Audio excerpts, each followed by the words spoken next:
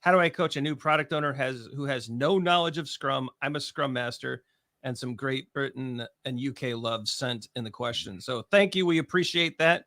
We love the good vibes coming over the pond. To this question, Todd, this is a self-serving answer, right? I would send your product owners straight over to our free Scrum Framework 101 course here on the YouTube channel. So if you want them to get a good grounding in Scrum, I think it's a couple hours of videos at the most. It's not a huge investment. They could be done in half a day with a couple reads of the Scrum guide. I think that is a great way to get the product owner engaged in what we're trying to do with the framework.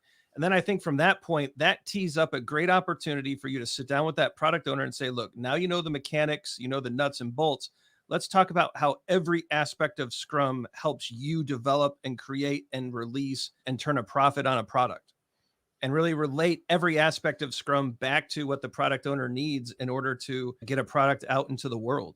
And I think that kicks off a great conversation. It makes it about the product owner, not about Scrum. And I think that helps you build that relationship of serving and coaching that product owner. What do you think, Todd? Yeah, assuming that you have and you're underway, right? I think the 3 V's of product ownership: vision, value, validation. Make sure that there's very clear vision for what you're trying to accomplish.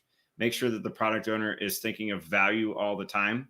And so vision, maybe tactically how to create a vision, what a vision means, the idea behind a vision, making a vision transparent. Value, understanding and interpreting what you think are valuable value propositions. And that means stakeholder management. That means having those conversations in your thoughts, being in the product backlog in a very clear manner that the team can take and refine with you. And then validation. Part of a validation is a sprint review.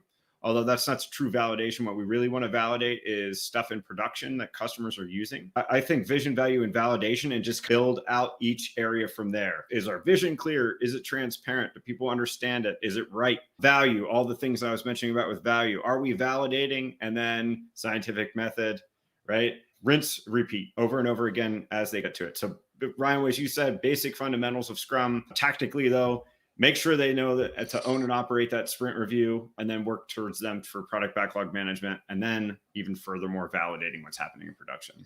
So a lot of stuff. You're busy. Yeah. You're busy.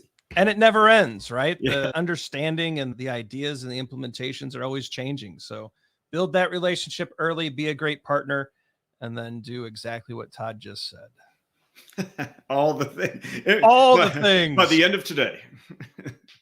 Hey, it's midday. You should be all right. Just kidding.